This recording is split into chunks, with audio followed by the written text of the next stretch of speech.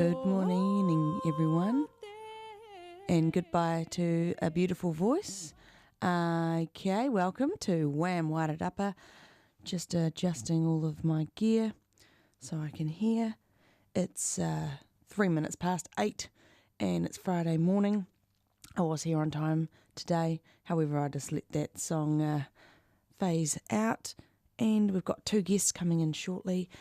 Who will they be? We've got Neil Francis, who you might know from, he used to be the resident war historian at Wairarapa Archive. He's coming in with filmmaker Neil is coming in with filmmaker Alan Honey, and they're going to tell us about their exciting new project where they're doing their research to make a film about the 1943 February 25 incident at the prisoner of war camp down in Featherston. So they're coming in at about 8:15, so we'll try and blast through as many events as we can up until then. Have I introduced myself? I'm Hayley Gastmeyer, and you're listening to WHAM Wairarapa. What's happening around my Wairarapa, what's happening around the region this coming week.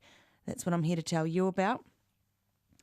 And this show is sponsored by Trust House, so thank you very much, Trust House, for doing that, for sponsoring this show and allowing people the opportunity to know what is happening in this awesome region of ours. Okay, so I was very lucky last night to be invited to the Italian Film Festival launch at the screening room in Kurupuni. And I went and saw a film. I can't remember the Italian name for it, but it was Husband and Wife. That was the English name, and it was awesome.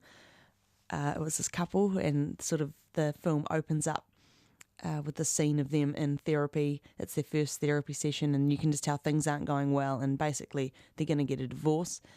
And then the man, he's a doctor, but he's been doing years of research, and he's tried to make a machine where it captures your thoughts. Anyhow, he's up late one night trying to get his research sort of down packed to a point so he can present it and be a success. And he gets his wife to sit down to do a trial, and they end up switching bodies. So he's inside her body and she's inside his body, and it's pretty funny. And they really get a great insight into each other and how hard they both try to keep each other happy and whatnot. And they're in each other's shoes for a couple of weeks, and it's darn hilarious. So I'd recommend that film. But back to the festival, which is being held when? So it's from yesterday the 9th until the 22nd of August. So that's is that 2 weeks? Yep, it's about 2 weeks long.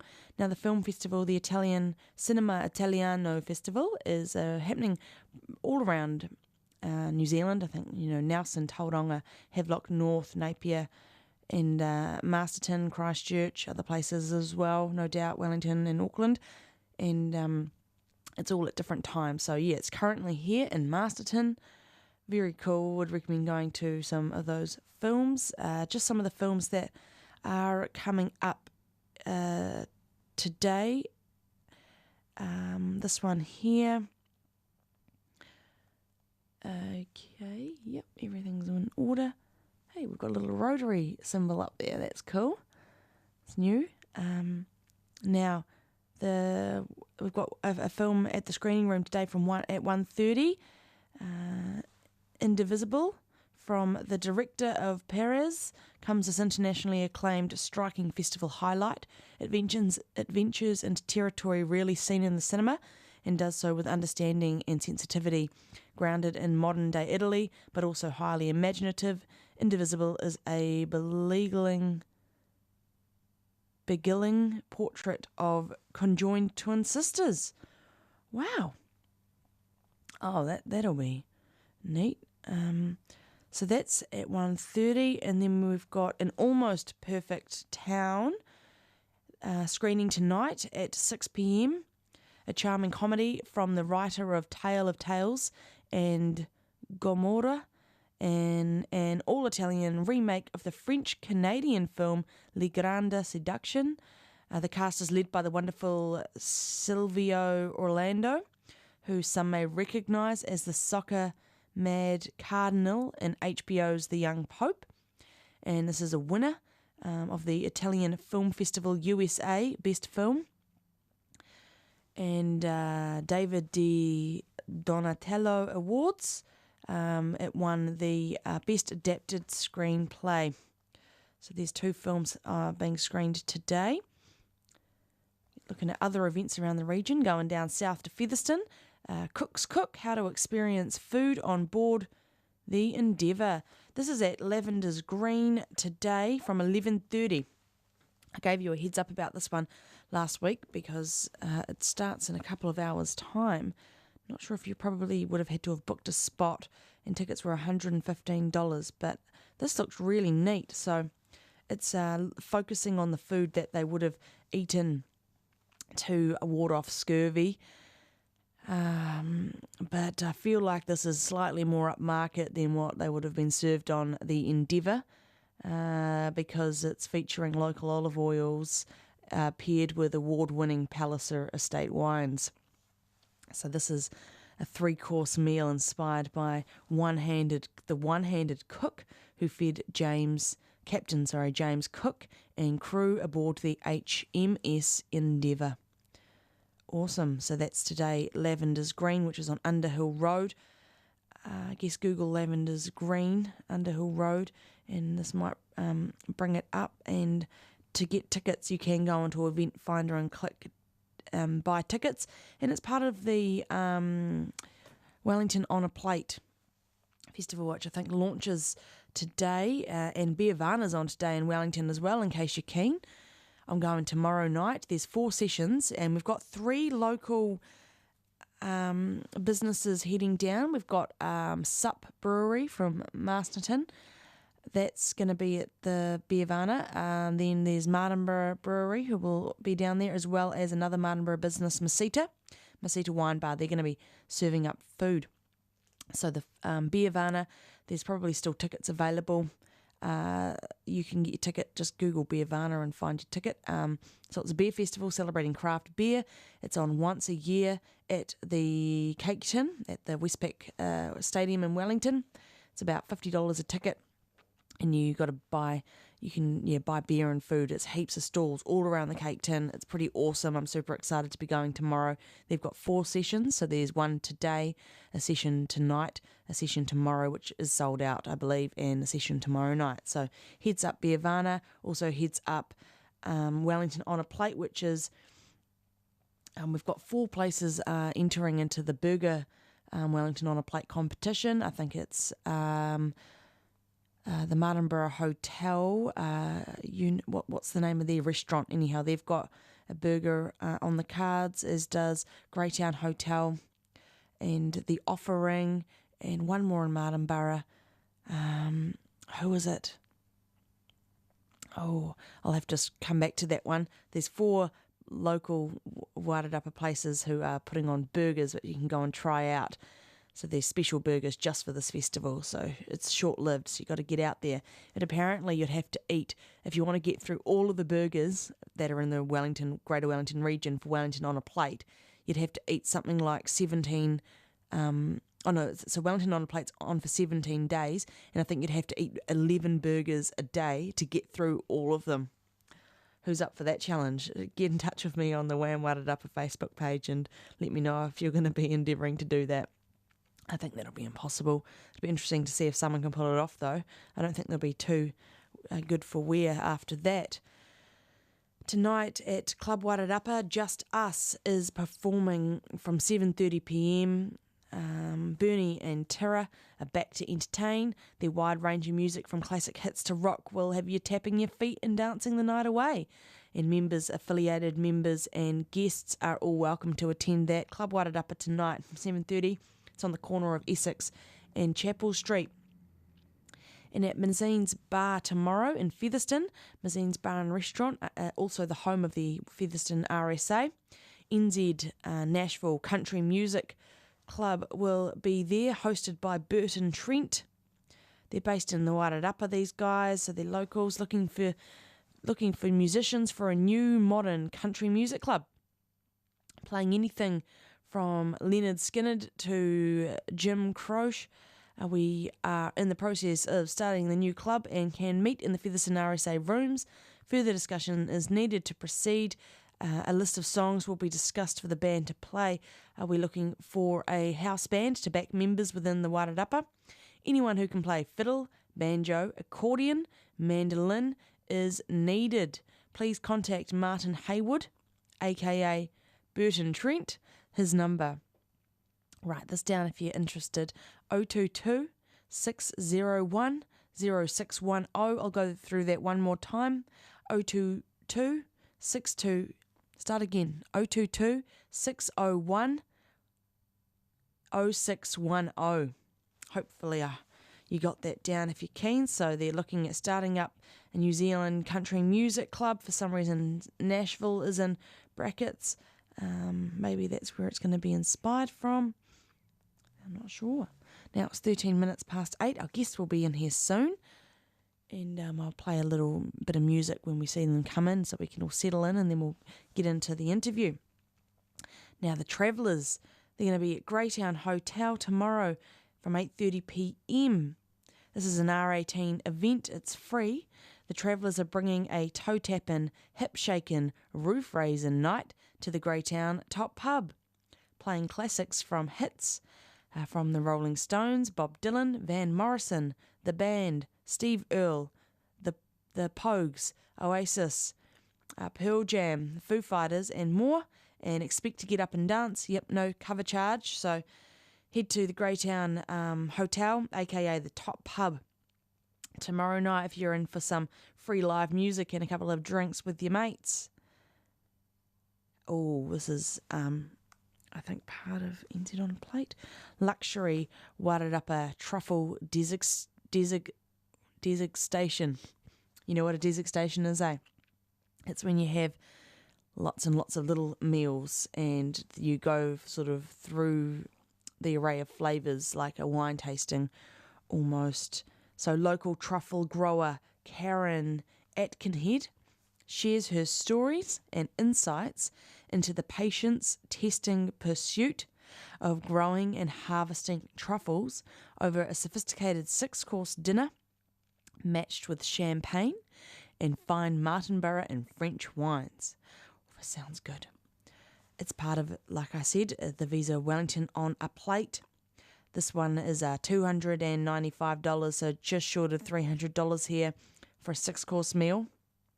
In case you don't know, and I don't sort of know, but truffles, I think what you can compare them to, the closest thing you can compare them to is mushrooms.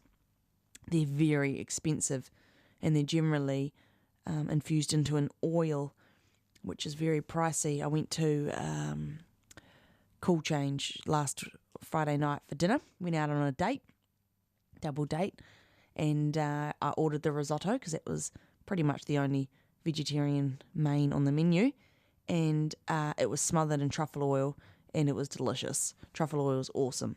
So if you're a big foodie, then you might be keen to head along to this. It's at the Martinborough Hotel on Saturday, tomorrow the 11th, 7 until 10 p.m. Like I say, it's up there with the price, but I mean, if you're into this, then you'll appreciate it. 6 courses and featuring a truffle from local truffle grower Karen Atkinhead and lots of fine wines. Now, to get your ticket, you can go onto Event Finder and click Buy Tickets. Sorry, I've been holding that back for a while and I couldn't quite keep it there at bay. Yep, so buy your tickets from Event Finder, or I guess call up Martinborough Hotel and investigate or inquire there. One more event before I play some tunes. Meet the makers behind the banquet. This is a Greytown event at the White Swan tomorrow from 6 p.m. This is $150 this one, so half the price of the other. Please note date has changed from the printed program. So I'm guessing Saturday the 11th is the new correct date. Dine on a 5-course Wairarapa meal in the elegance of the White Swan Historic Hotel in Greytown. Enjoy a glass of bubbles on arrival. before meeting the makers, artisans, and growers who produce the ingredients for each dish. Be inspired as you hear the homegrown stories from these local food heroes and discover the best of what Wairarapa has to offer in the meal set before you. So it's 5 courses. It's sounding like every single course is produced locally here in Wairarapa, or features produced locally, and you can get your ticket from Event Finder again, or I'd suggest calling the White Swan to make inquiries. It's again tomorrow from 6 p.m. Meet the makers behind the banquet is what the event is called, and it's part of Wellington on a Plate. So that sounds like a really fun event, supporting locals. So tomorrow we've got another Italian film festival film screening at the Screening Room. It's all about karma. This one's at 1 p.m. tomorrow. It's all about karma, Question di Karma. Edoardo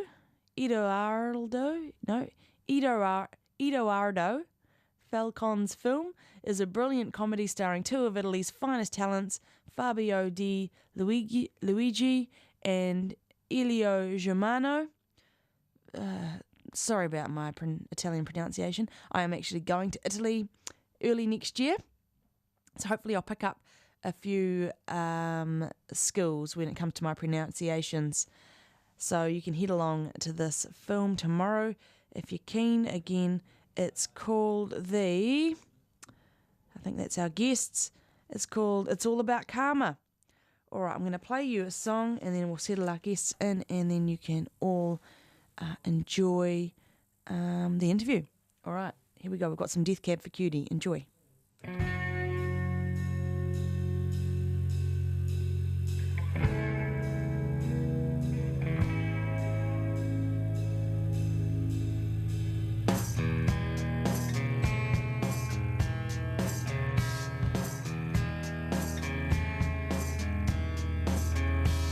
Sometimes I think the cycle never ends. We slide from top to bottom, then we turn and climb again.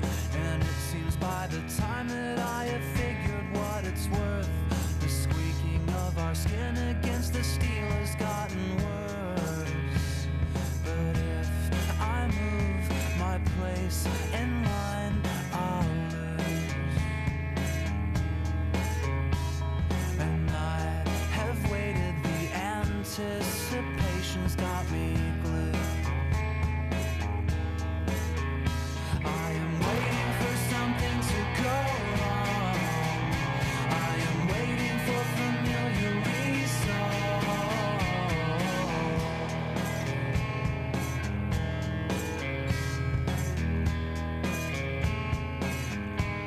Sometimes it seems that I don't have the skills to recollect the twists and turns of plot that turned us from lovers to friends.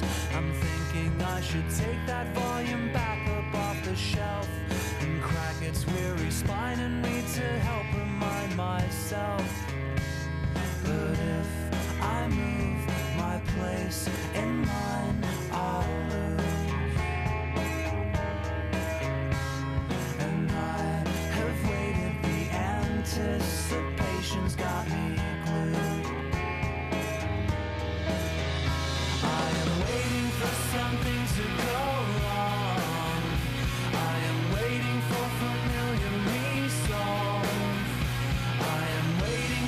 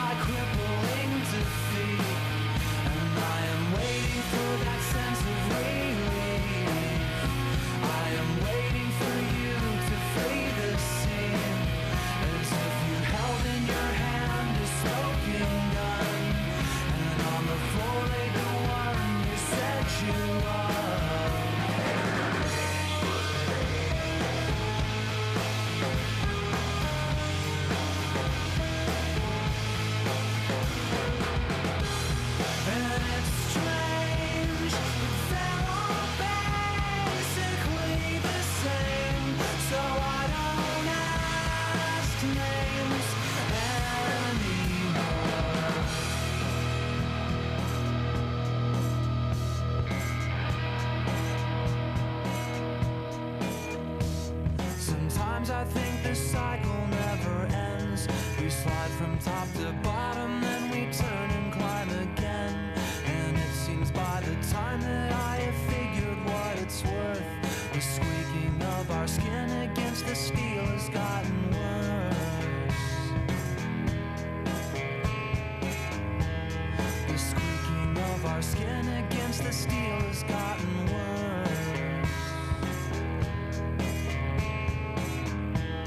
The squeaking of our skin against the steel has gotten worse.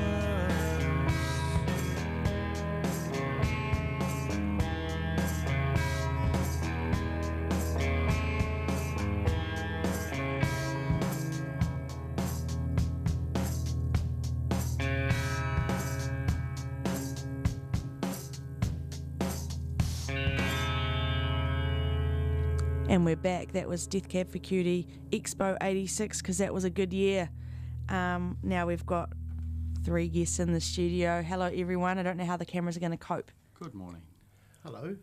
So we've got Me, hi. we've got you, I Michael. forgot to chip in.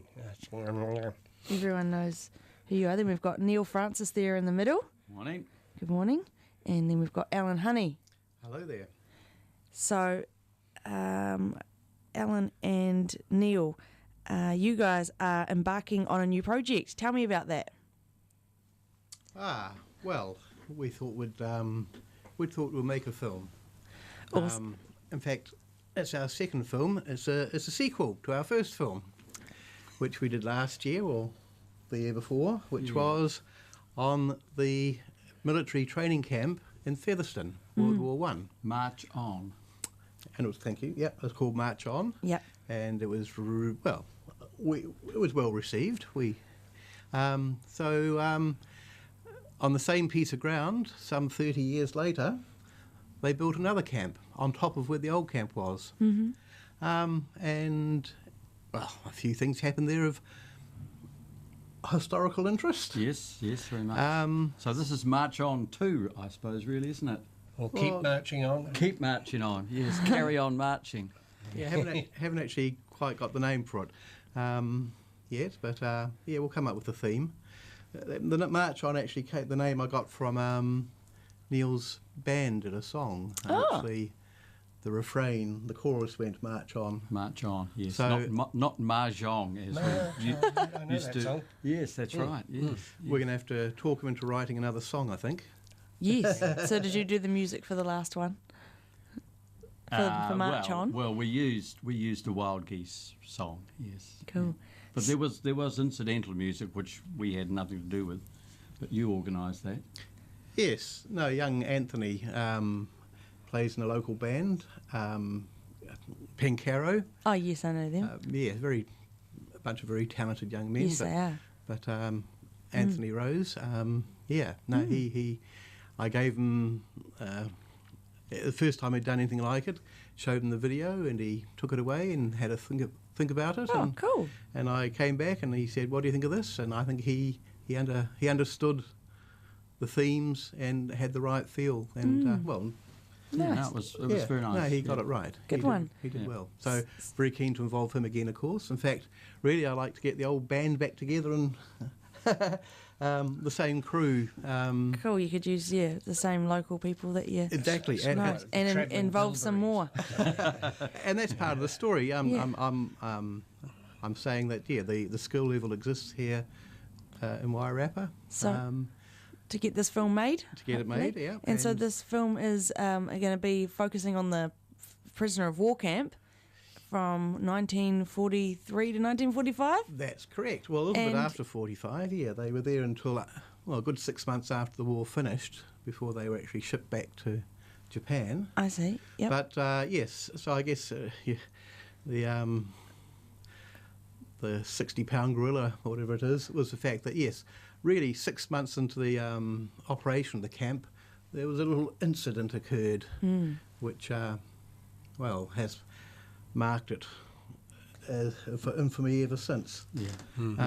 Tell us about that. And that, unfortunately, is what everyone remembers about the camp, even though it's the it one was thing there for over 3 years, and they had one terrible day there, and the rest of the time was pretty peaceful and in many ways quite positive. And is that what you're going to try and emphasise in the film? Just put the incident into context in the bigger picture? Absolutely, yeah. Well, how far through this project are you both? Well, okay, no, we're definitely very much still in the research stage. There have been some good books written on the subject, which we've obviously studied very carefully. And of course, all the participants have. Well, I think we've found one person left still alive who was there at the camp. Wasn't there actually at the shooting, but he heard it. Yep. So you're looking for anyone else out there? Anybody, yeah. So that's the purpose really of why we're here. And thanks to you with your newspaper article, Did you get any bites from that? Yes, we had 5 people turn up yesterday. So we did a session at Wairarapa Archive. Yep. And So what came out of that? There were children of 2 camp guards, one of whom was actually in the incident. Well, one of them was standing next to Walter Pelvin, who was the poor unfortunate New Zealander who the actually one died. Kiwi. Yeah. Although 8 others got shot. Okay, yep. But only one New Zealander died, whereas... And 48? 48. Yeah, but well over 100 Japanese were actually shot, of which 48 died. So the local hospitals were kept very busy that day. As far as, they came up So obviously... Greytown Hospital? Greytown and Masterton. And they had an emergency hospital in the Anzac Hall in Featherston, and I think 1 or 2 may have gone over to Wellington Hospital as well. I guess people think it was all hushed up. Well, it was and it wasn't, because it was wartime, so anything like that they didn't publicise. But on the other hand, the incident was mentioned in the major newspapers of the time. But wasn't it on one of the, quite far into the page 12 or something? Page 6. Newspapers were quite differently constructed in those days anyway, so talking about page 1 back in 1942, page 1 was almost always advertisements. Yeah, it was frequently just ads. There were no big banner headlines as they are now, not on the front page. So that doesnn't really... No glorifying news back then? No, that doesn't really mean too much that it was on, page 10 or 12 or whatever. Okay. Yeah. Actually, it's interesting, I think, looking back, even researching for the World War I story, picking up the camp magazine and papers of the time, we complain about the number of ads on TV now, but the number of ads that were in papers back then is extraordinary. Incredible, so, 2/3 of the paper was advertising, which, of course, is an essential part of any society, letting people know what they do. Yes. Newspapers are not benevolent. You can't say that to Hayley. Yes, I can. She understands how they work.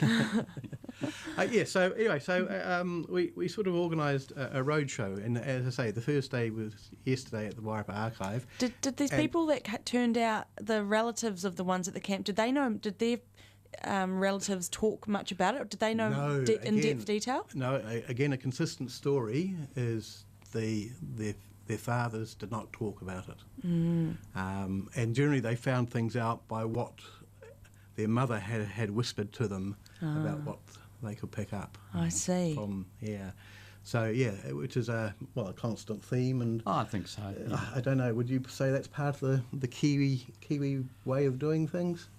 I don't think just a Kiwi way particularly. I think soldiers generally feel happier talking to other soldiers about their experiences because they're commonly shared. I think that's very typical. I know that my own parents didn't talk about the war. I think it was something that people wanted to put behind them. And it's extraordinary how little they pass on to their children, how much you have to badger them to find anything out.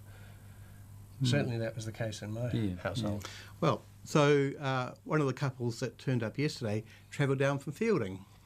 So they actually picked up on the story on the Times Age web site, picked up that story and had come down and were waiting at the door when I arrived, and they were great. And so what was their connection?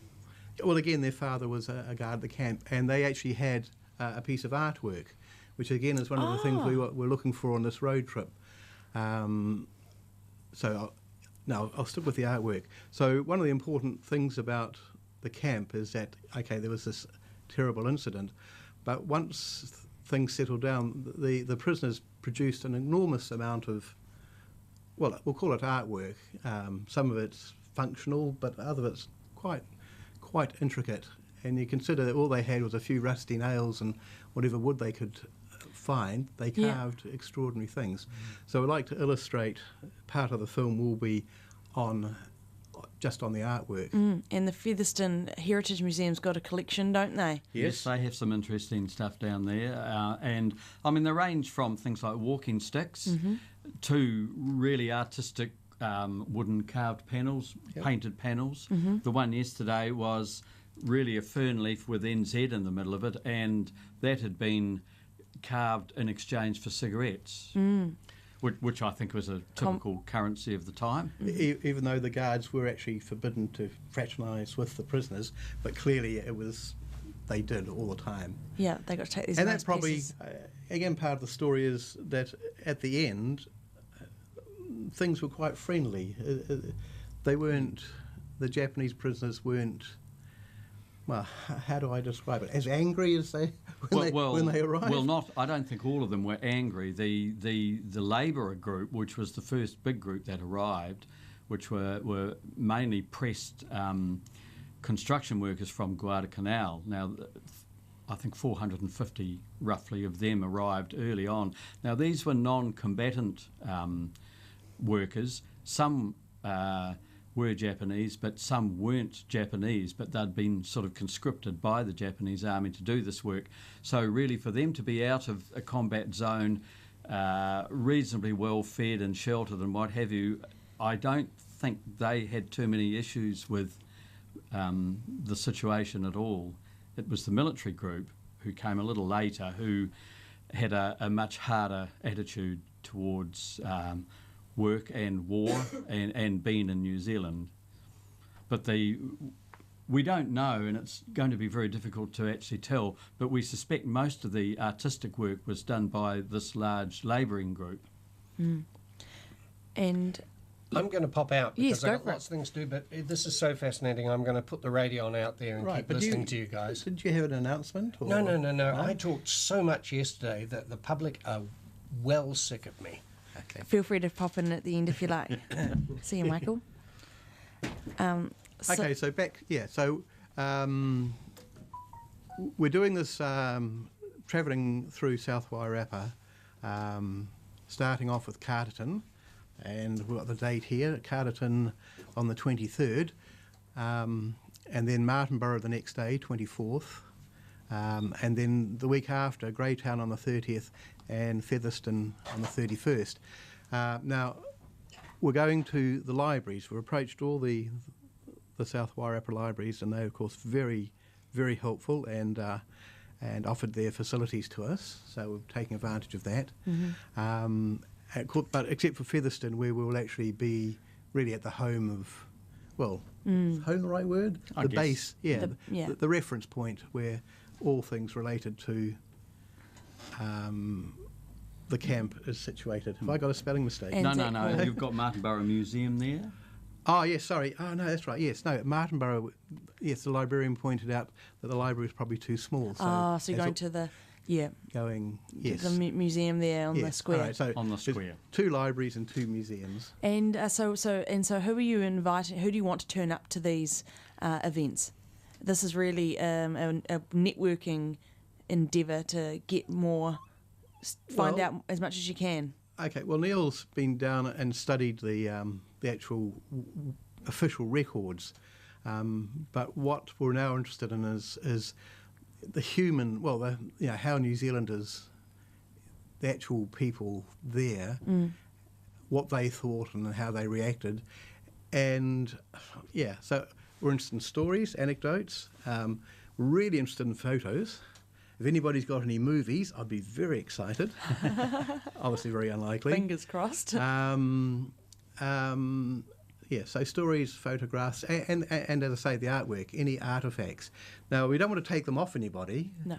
We just like to see them because, as I say, some of the artwork is really extraordinary, well, clever, considering they would have had very limited access to tools, because obviously anything sharp, the authorities probably didn't think was a good idea they had. Although, within that context, they set up a very large joinery factory down at the camp, and so the workers there clearly had access to tools there and wood offcuts, which is where a lot of this material comes from.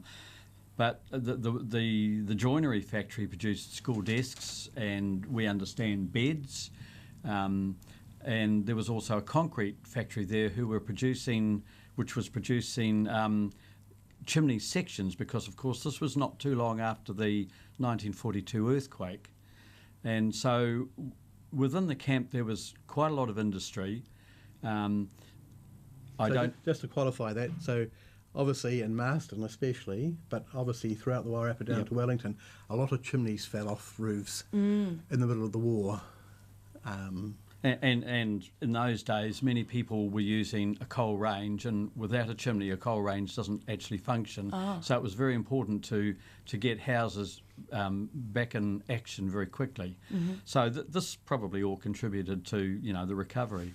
So the Japanese prisoners, generally prisoners of war, were not obliged to do war work in the sense that it contributed to the enemy's war economy, but they did market gardening, they did roading work.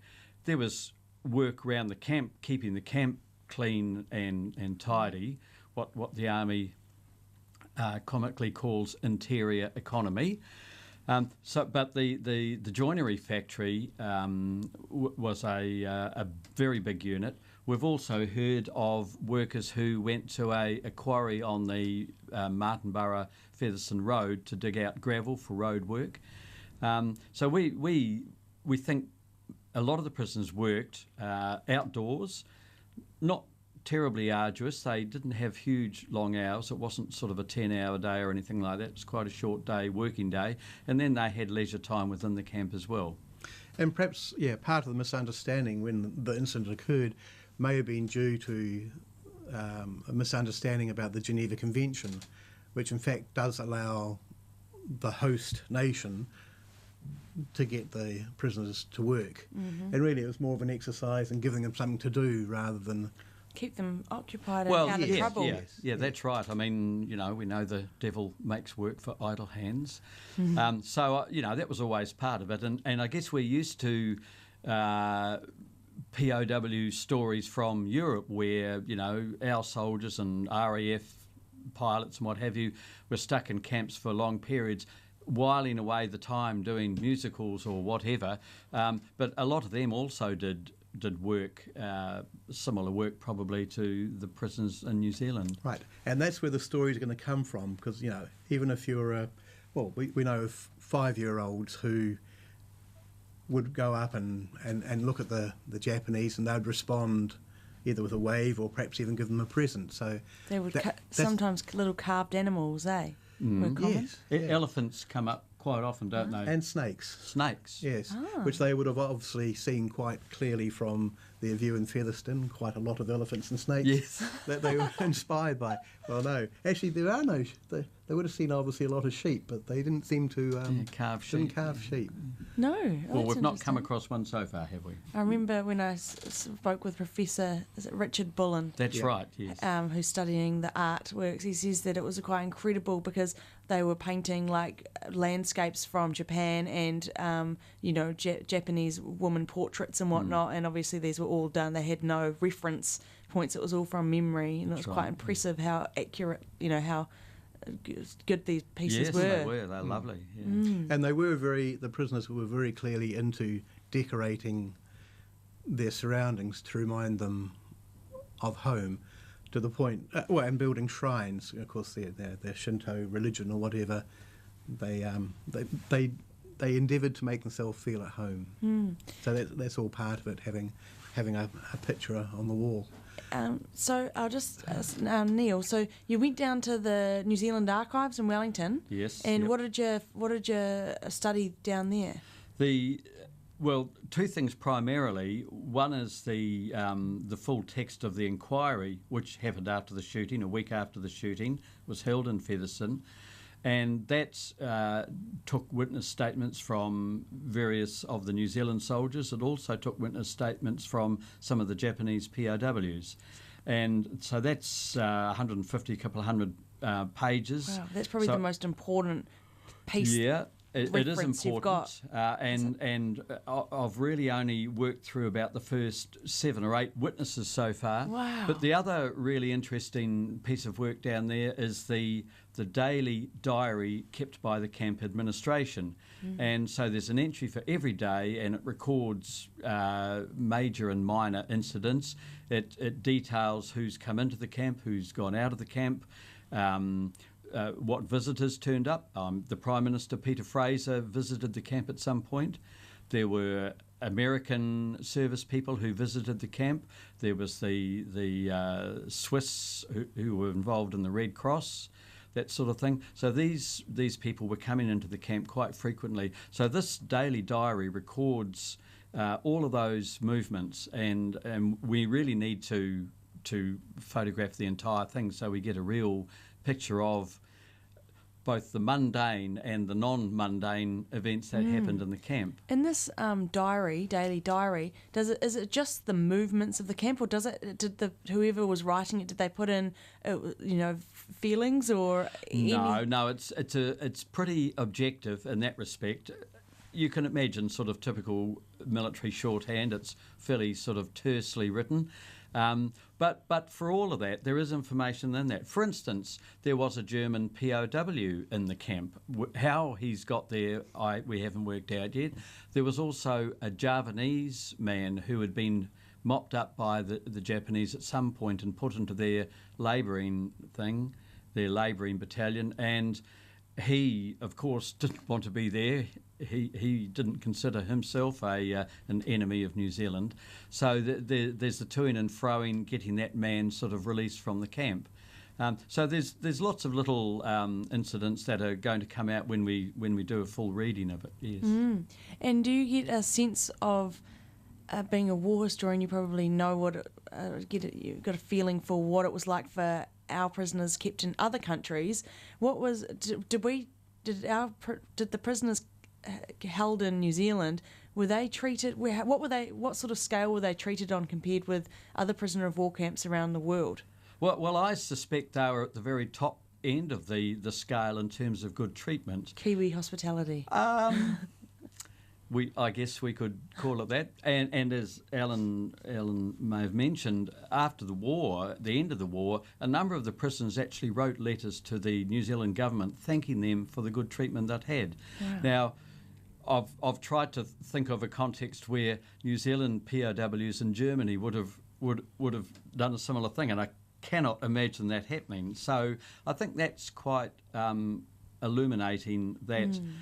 In retrospect, in spite of the incident, I think most of those who were in the camp realised that comparatively they'd been well treated, well looked after, well fed, and it had been quite a sort of benevolent situation they were in. Through your research, has it become apparent that maybe things changed after the incident? That the feeling and the treatment or the relationship between... Was there I think it did evolve. I mean, obviously there were language difficulties, but some New Zealand soldiers were trying to learn Japanese. Other Japanese prisoners were trying to learn English. Some Japanese converted to Christianity in the camp. So I think there was an evolving situation there, and I think the New Zealand administration probably got better as it became more used to the situation there.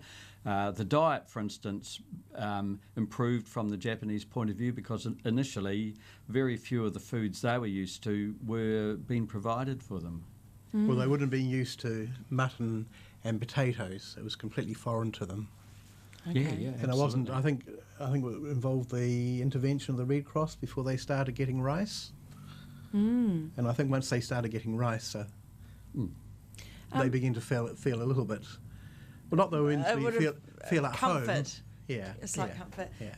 Did that book by David Hill? Do you know the one I mean? Yes, I know the one you meant. Was that because didn't the children in that get taught Japanese by? In his book, that's right. Was that true?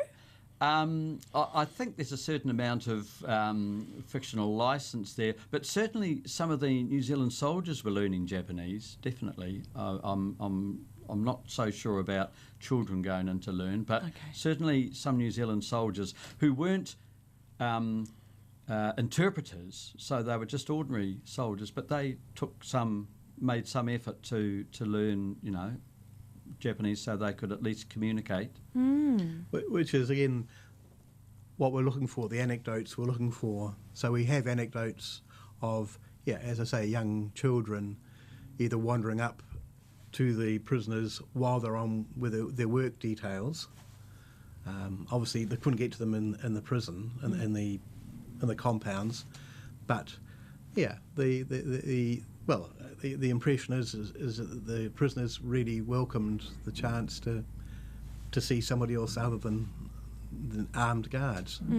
So, I can't say there wouldn't have been affection for them, but certainly a lot of curiosity on both sides. Yes. Which really is what the whole incident is about, isn't it? It was a clash of cultures. The Japanese didn't understand the New Zealanders, and the New Zealanders didn't understand the Japanese. And then perhaps by the end, there was an understanding. Yeah, I think there was a much greater understanding in the latter part of the war. The situation at the end of the war was very difficult because the particularly the military Japanese prisoners were very uncertain of the reception they would receive back in their homeland. For all intents and purposes, they considered themselves to be dead because they hadn't died for their emperor. But what we understand is when they returned to Japan, because Japan as a nation had surrendered, psychologically they were sort of in the same boat. So they obviously merged back into Japanese society, and no doubt their own families were very pleased to see them back. Yeah. Unofficially. Probably officially they kept mum. But I think it's also the nastier side of it, of course, is, the response of some people to the Japanese. And they had, good reason to be very anti-Japanese. So there were incidents after the camp finished. Can we talk about when the memorial was built? There was cherry trees planted for each of the prisoners that died. So is there 48 there? 48 there, is correct. I didn't know that. Yeah. That's on State Highway 2A. That's right, correct. Yeah. Opposite, directly across the road from where the camp was.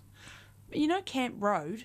Yeah. Was the camp, I drove down there the other day and the person I was with said that the camp was on either side of Camp Road.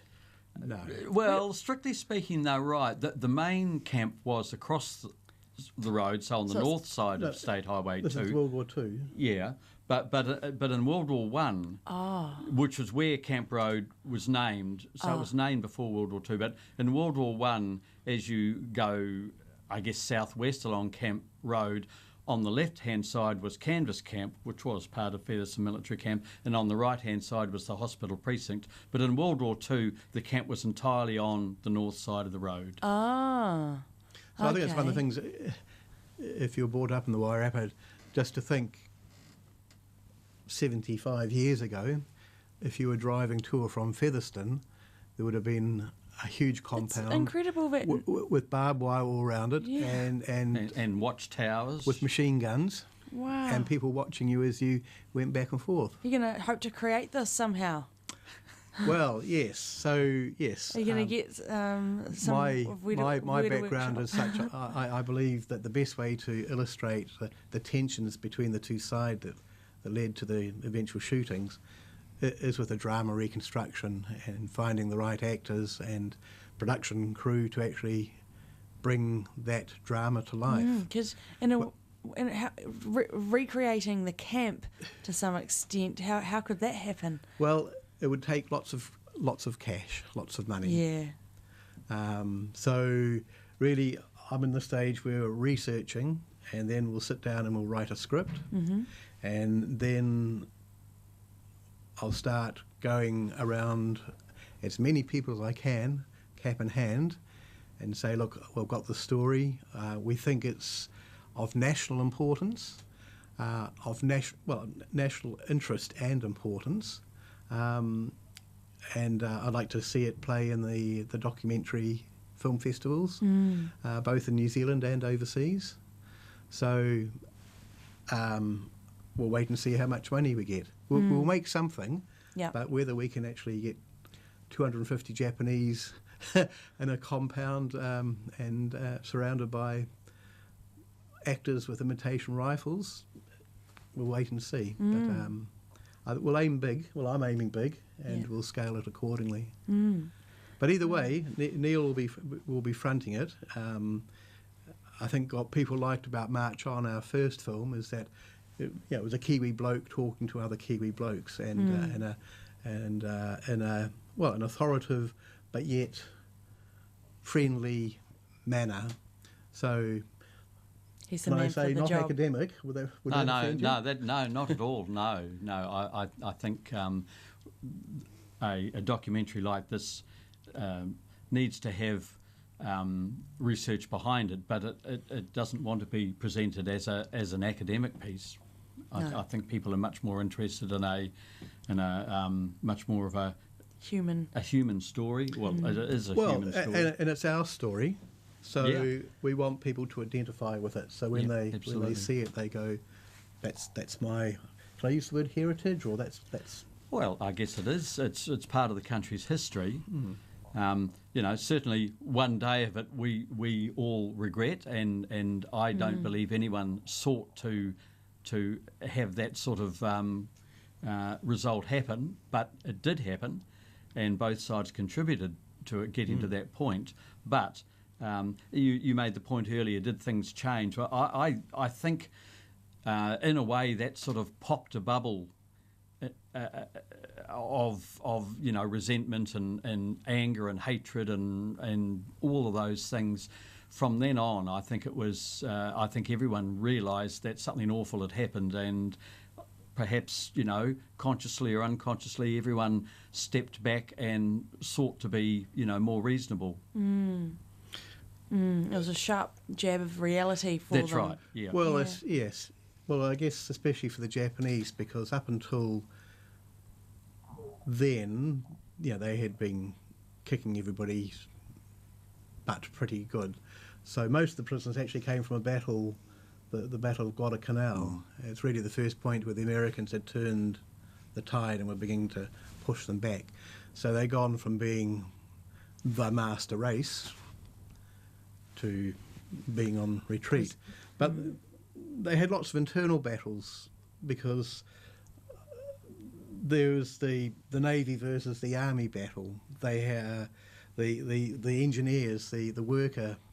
Yeah, the military versus the non-military, really. Yeah, the hierarchy and their code of conduct, the Bushido, is that how it's pronounced? Bushido code. Yeah. Basically, they were required to commit suicide.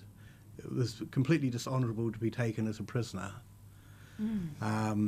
Their government disowned them. Their army disowned them. Most of them were abandoned with no food or ammunition. So when the Americans found them, they were starving.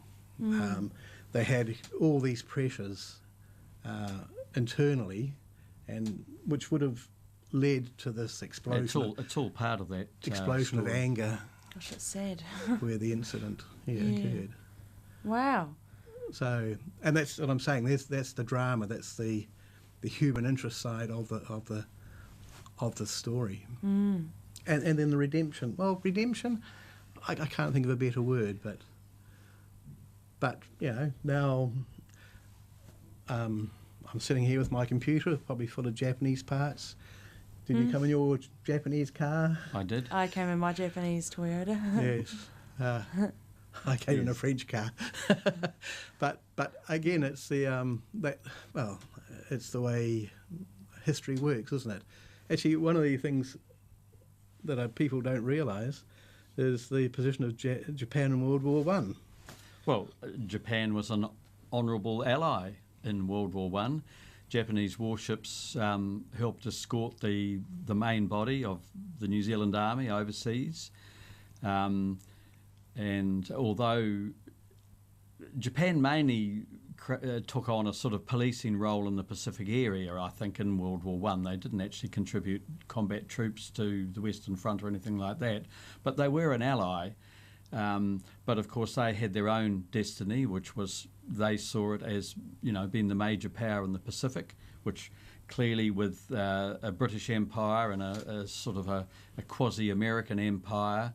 There was bound to be a clash sooner or later, and you only need to read the newspapers through the 30s and into the early 40s, and there's endless stories about the advancement of Japan into China and then down into Southeast Asia. So it was, I think, anticipated that there would be a war sooner or later. So I guess it's the rising and falling of empires, which has happened throughout human history. This is just another. We're not at war. We're not at war with East Asia. We've always been at war with Oceania. That's right. Yes. Oh, well, thank you so much, both of you, for coming in, and it's been so interesting. We'll just go over those dates again where people can come and share their anecdotes or photos or any little snippet would be appreciated today. If they think it's the remote, of no importance, it all adds a little bit more colour to the story.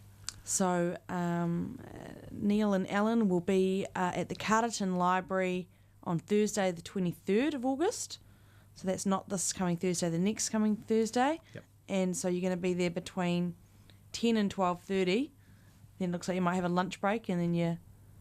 Yes, Alan needs a lunch break. But back there from 1 until 2:30? Yep. Is it, so those hours are for all of these events? Yes. Yep. Then so Carterton Library, 23rd of August, Martinborough Museum, that's the Friday the 24th of August, and then Greytown Library, Thursday the 30th of August. And Featherston Heritage Museum the day after the 30th. Ah, okay. 31st, sorry, yeah. All right. But if anybody would like to contact us, either they don't have transport or they've got a piece of artwork that's so large it can't be moved, if they'd like to contact us, we'd be more than happy to come and see them. Oh, that's nice. Yep. And the best port of call is if they could contact Mark at Wairarapa Archive, and his phone number is 06, obviously, 370 6311. 370 6311. And you can also email him on markp, MARKP, at library.mstn.govt.nz. Nice. All right. Gentlemen, thank you very much again for coming in. Thank you, Hayley. And I hope you have a fabulous day. I'll put some music on now. Right. I keep on falling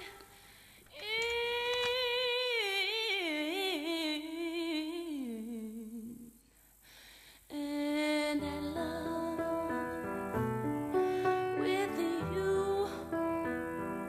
Sometimes I love you, sometimes you make me blue. Sometimes I feel good, at times I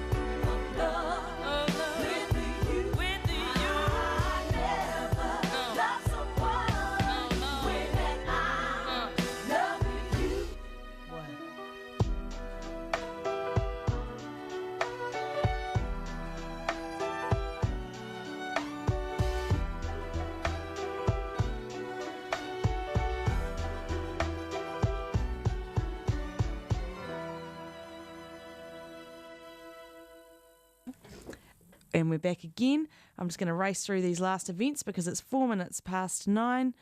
And that place is... So we've got the Wairarapa Farmers Market. That happens every week on a Saturday outside the Farrier's Bar and Eatery. It's in the car park under the sheltered area from 9 until about 1. Then in Featherston, there's the Featherston Fresh Produce Market, which runs from 8 until 2, and that's just off State Highway 2 next to the railway tracks behind the Baker and the Lang's Pharmacy car park. Then the Carterton Farmers Market's on a Sunday from 9 until 12:30 at Memorial Square. And then there's obviously, of course, the car boot sale on the corner of Essex and Chapel Street. I've still got my gentleman in the room. Have you guys been to the car boot sale? Not recently. A couple of years ago. Oh, I've never been before. I'm just wondering what's there normally. Well, food. There is food, and there's but there's lots and lots of people selling their own stuff. So it is quite a variety of things. There's commercial people there, and there's people selling off their granny's prized possessions. I see. All right, thanks, guys.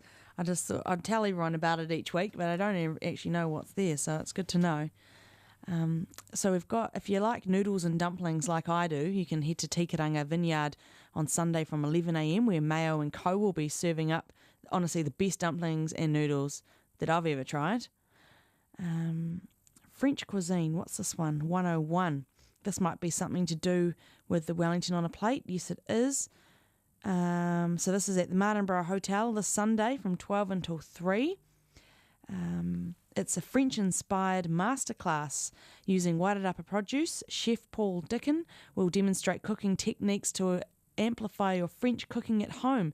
Then you'll be treated to a 3-course lunch and a glass of wine. So again, this is part of Wellington on a plate. This one's $90, and if you want to get your ticket, you can get that off Event Finder.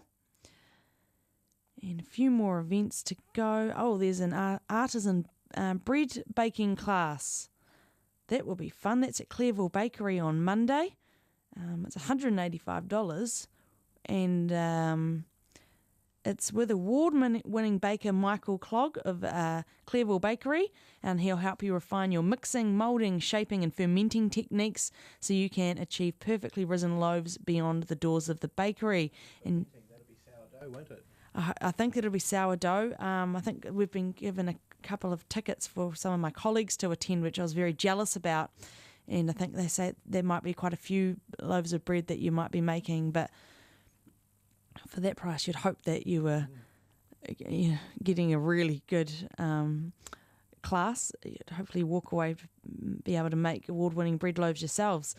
So you get a glass of wine with that and a grazing platter while you work, and it's looking like it's being held Monday, Tuesday, and then the following Monday and Tuesday, and it's from 6:30 until 9:45 p.m, so it's just over 3 hours long. And Club Cabaret, now this is, I think, travelling around the whole of New Zealand, and it's the performance is going to be happening at the Carterton Event Centre on Tuesday from 7:30 p.m. And what's this one about? The band is rocking and the performers are ready to entertain you. Slip into your best outfit, grab your best friend and join us for a spellbinding evening of dazzling circus, sultry songs and mind-bending magic. It's a variety show of epic proportions that will leave you in awe. I've got a feeling there's maybe a couple of actors that you might recognise, possibly from Shortland Street in this. $45 for a single seat, or a table of 10 is $400, so you can get your mates together and pay $40 each. And if you want a ticket, you can call 0800 buy TIX, that's 0800 289 849, or you can go onto the Event Finder website. And I'm just going to see if we've got any more events that I have to tell you about. No, that's it really. So thanks Trust House for sponsoring this show. Thank you very much to our guests for joining us today. And I hope everyone has a safe weekend and a fun week. And I'll be back again next week to tell you what's happening around the region. So catch you then. Bye.